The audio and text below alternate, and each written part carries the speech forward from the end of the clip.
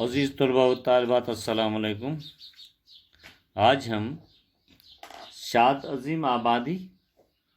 ان کی غزل نمبر 2 جو ہمارے نصاب میں بہارستانی اردو کی 11ویں کتاب میں شامل ہے،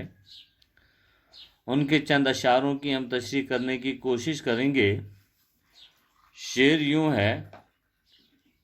تمناؤں میں الجھایا گیا ہوں،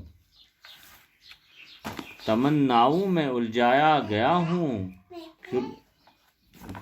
کھلونے دے کے بہلایا گیا ہوں، تمناؤں میں الجھایا گیا ہوں، کھلونے دے کے بہلایا گیا ہوں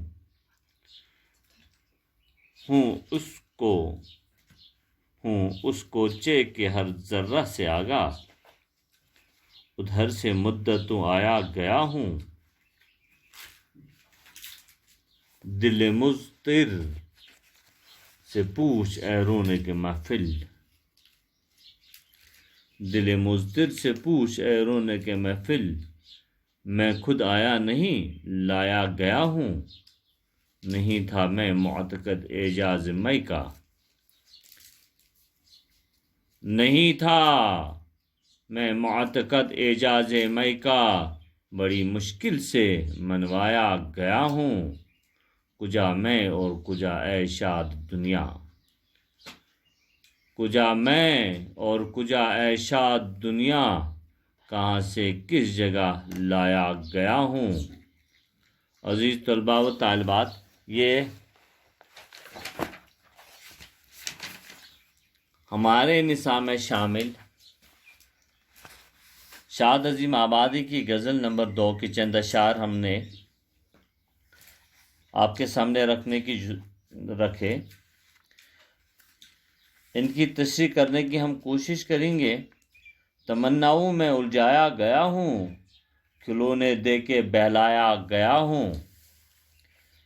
شاد عظیم آبادی اس مطلب میں فرماتے ہیں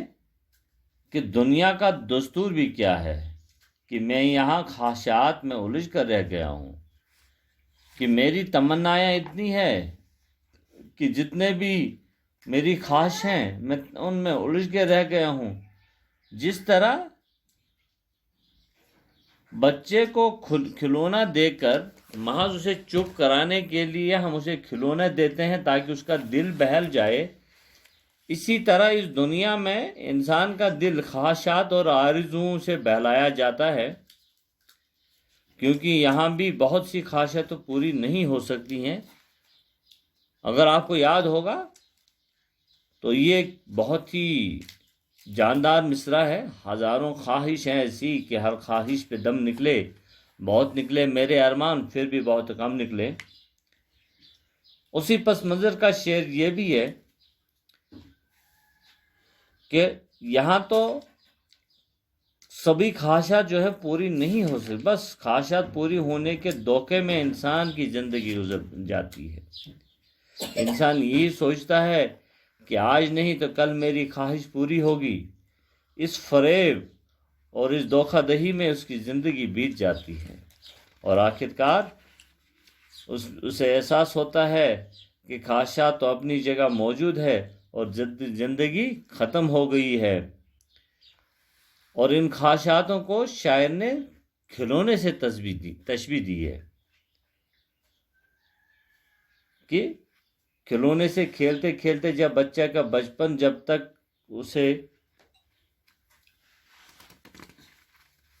اس کا بچپن چلا جاتا، اسی طرح سے کھلونے دے دے کر انسان کی زندگی ختم ہوتی ہے۔ وہی جیسا کہ میں پہلے بھی عرض کر چکا ہوں کہ غالب کا ایک مشہور شعر ہے، اسی کے مشابہت یہ شعر بھی ہے: ہزاروں خواہشیں ایسی کہ ہر خواہش پہ دم نکلے، بہت نکلے میرے ارمان پھر بھی بہت کم نکلے۔ اس غزل کا دوسرا شعر ہے: ہوں اس کوچے کے ہر ذرہ سے آگاہ خبردار، ادھر سے مدتوں آیا گیا ہوں۔ فرماتے ہیں کہ محبوب کی گلی کے ذرے ذرے سے میں واقف ہوں، یعنی کہ جن راہوں سے وہ گزرتی ہے یا جو اس کی گلی ہے، میں اس کے ہر شے سے معلوم واقفیت رکھتا ہوں کہ اس کی گلی سے لمبے عرصے سے، کہ میں اس کے گھر سے، اس کے گلی سے جہاں سے وہ گزرتی ہے، ہر لمبے عرصے سے اس کا چکر لگاتا گیا ہوں، یا لمبے عرصے سے میں گزرتا رہا ہوں۔ گویا شاعر عاشق کے نشیب و فراز سے بخوبی واقفیت رکھتا ہے، اور اس عشق کے میدان میں کافی اسے تجربہ ہے۔ دل مضطرب سے پوچھا اے رونے کے بزم، میں خود آیا نہیں لایا گیا ہوں۔ اس شعر میں شاعر رونے کے محفل سے مخاطب ہو کر فرماتا ہے کہ دنیا کی رونق کی محفل جو ہے میرے لیے وہ سود مند ثابت نہیں ہے، کیونکہ بے چین دل سے پوچھ کہ میں اس دنیا میں خود اپنی مرضی سے نہیں آیا ہوں، کہ میں اس دنیا میں مرضی سے نہیں آیا ہوں، بلکہ یہاں اس دنیا میں مجھے لایا گیا ہے۔ اس شعر میں دنیا سے اکتاہٹ کا اظہار کیا گیا ہے۔ شاعر کہتا ہے کہ مجھے اس دنیا میں رہنے کا کوئی شوق نہیں ہے، یعنی مجھے مائکشی کی طرف مائل کیا گیا ہے، یا یوں کہیے کہ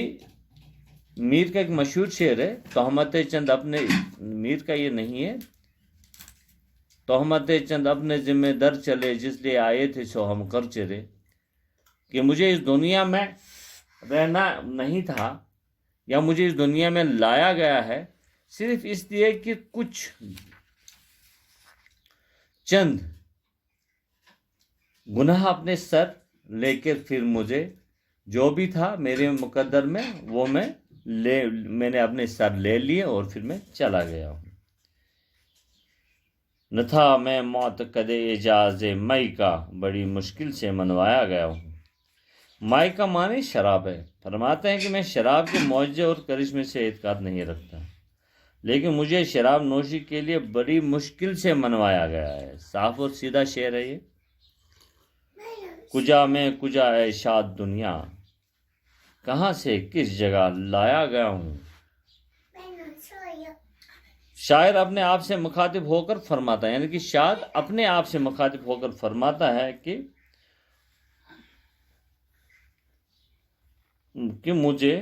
کہ میری طبیعت اور میرا دنیا کا چلن جو ہے وہ کیا ہے۔ افسوس کہ انسان دنیا میں آنے سے پہلے کس کو آرام تھا، یعنی آدم کی خطا سے پہلے آدم کو نا جنت سے جب نکالا گیا ہے، اس سے